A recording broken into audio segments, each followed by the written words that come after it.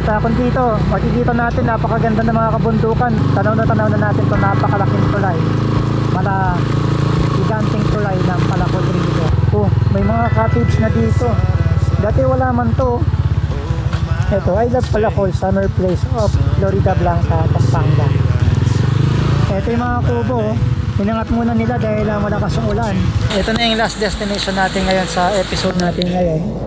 At makikita natin dito yung Palacol River dito sa may likuran natin. Grabe, lalim ng tubig ngayon dito. Population getting by, crossing that county line brings back the good old days. Ayun, so di na ako nagpakarga ng gas. Si kaibigan, maliit lang yung gas tank niya, kaya nagpakarga na. So kasama pala natin ulit si kaibigan Melvin dyan. Okay, nakapagpagas na si kaibigan Melvin. Tayo didiretso na dito sa may Palacol River, Florida Blanca, Pampanga. So yung papunta sa may Palacol, alam nyo na yun. Pwede naman siyang i-google map. At pagpasok nyo dun sa may kanto ng gas station is dire-diretso lang. Baybayin lang natin itong main road na to. Then mamaya mawawala na itong mga bahayan. Tapos madadaanan natin dito yung kampo, yung Basa Air Base dito sa Florida. Ayan, ito mahabang bakod na ito. Sa may kaliwa natin, ito yung Basa Air Base. Simentado na yung bakod niya ngayon. Kita na natin sa may kalayuan yung mga bundok dyan sa may tabi ng Palacol River sa may Florida. At abutin na lang nag-isama yung panahon sa atin at tumigil na yung pag-uulan. Kanina pa kami inuulan-ulan maghapon na kami nagra-riding Elvin. Itong kasalukuyan na binabaybay natin kalsada ngayon, may daan ito papuntang SCTEX. Kaya kung mapapansin ninyo, maraming mga sasakyan na papasok dito. Ayun, galing ng SCTEX yung mga yan. Ayan, so kung makikita ninyo, pagkadaan natin kanina sa may Basa Air Base, kaya wala na mga bahayan dito. Puro verde na, puro talahit na yung mga makikita natin. Ayan, so pagdating dito sa may signage ng 2 kilometers sa SCTEX, diretso tayo. Dito dahan-dahan kayo sa pagtawid. Kasi minsan may mga mabibilis na sasakyan na paparating dito galing ng SCTEX. Ayan, tulad yan.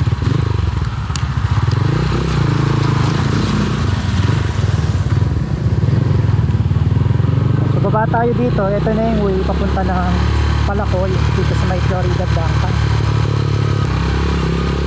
Buti nga medyo inabutan pa natin na maliwanag itong lugar dahil halos paggabi na rin.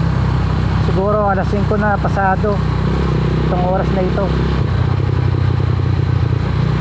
At para mabigyan ko din kayo ng update dun sa may kasalukuyang itsura ngayon ng Palacol River, kung meron na bang mga pagbabago, kung ano yung mga inayos nila dun sa may lugar para mapaganda nila. At kung dito, makikita natin napakaganda ng mga kabundukan sa paligid natin. Ito dati, puro off-road pa to. Way back mga 2022, ganon. Off-road pa to, malikabok. Kasi dinadaanan ng mga truck ito, ng mga nagkakuwari dyan dati. Ngayon, nasimentuhan na itong ruta.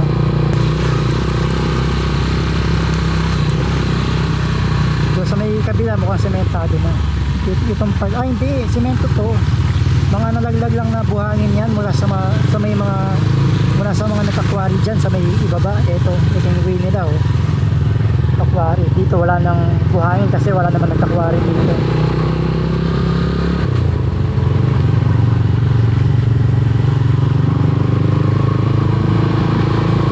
At ito, pagpasok natin dun sa may entrance, kaso walang mga nagbabantay.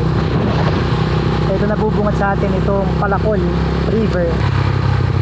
Ayan, so mula dito tanaw natin itong malaking tulay ng Palacol. Yan yung SCTEX Bridge na tumatawid dito sa may ilog ng Palacol. Grabe, mahamog ang lamig. Ang lamig dito. Ito yung mga kubo, inangat muna nila dahil malakas yung ulan. Kasi malaki yung chances na laging tag-apaw nitong Palacol River. At doon may mga pwesto na rin doon sa may kabila Ang laki ng pinagbago ng lugar? Ang laki ng pinagbago ng lugar. Oo, may pwesto na doon sa kabila. Pero ang laki ng tubig ngayon. Oh, may mga cottage na dito. Dati wala man to. Ito, I Love Palacol Summer Place of Florida Blanca, Pampanga. Police Assistance Desk, Tourism Information Desk. Dati wala man to mga to. Diretso tayo. Lagi na pinagbago ng lugar na to.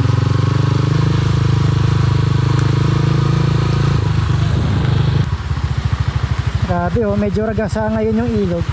Pero hindi siya ganun kalaki. Hindi siya brown. Ito na yung last destination natin ngayon sa episode natin ngayon. At makikita natin dito yung Palacol River dito sa may likuran natin. Pagpasensyahan nyo na medyo maingay kasi ragasa yung tubig ngayon dito sa may Palacol River. Hindi tayo makapagpalipad ng drone kasi nga maulan. Pero ito yung Palacol River ngayon. May falls doon, no? So ikot pa tayo dito. Itingnan natin kung ano pa meron dito. Ito dito oh. Malalim yung tubig dito sa may likuran natin.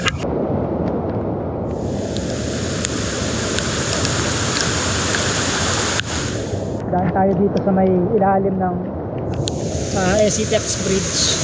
Meron akong nakikita dito sa may kalayuan na parang falls. Lakas ng ragasa ng tubig, grabe.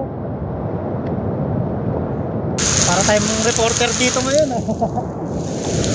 Grabe yung lakas ng agos ng tubig.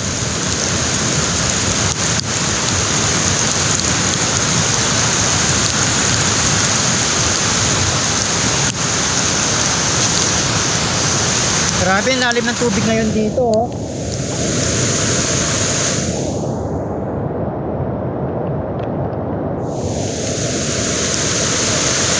Meron talon tayo nakikita dito, meron falls. Ayun oh. Ewan ko kung falls ba yan o galing sa drainage, pero parang wala akong nakikitang panggagalingan ng drainage dito sa may itaas ng bundok kasi nga puro bundok dito at wala naman establishment na makikita dito.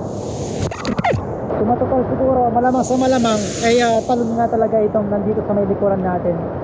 Sayang hindi tayo makapagpalipad ng drone kasi nga mababasa siya dahil malakas yung ulan dito ngayon. So ito na lang, pagsagaan muna natin itong ganitong view natin para maipakita ko sa inyo itong lugar. Sarap sana maligo kaso malakas yung current ng tubig. Ganda, grabe. Napakapayapa ng lugar ngayon dito kasi hindi usual na ganito na walang tao kasi nga bawal maligo. Pero kapag season nito ng Palacol, yung panahon na maraming naliligo, punuan talaga dito, walang espasyo.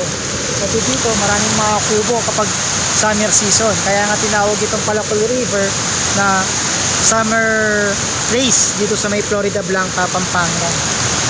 Ayan no.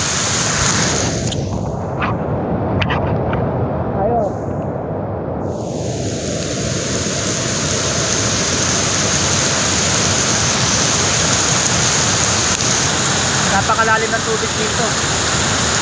Ito, malakas tong agos na to sa may poste mismo ng tulay. Saka dito, mapapansin nyo dito yung mga naglalaki ang mga bato. Ayun, meron pa doon. Oh.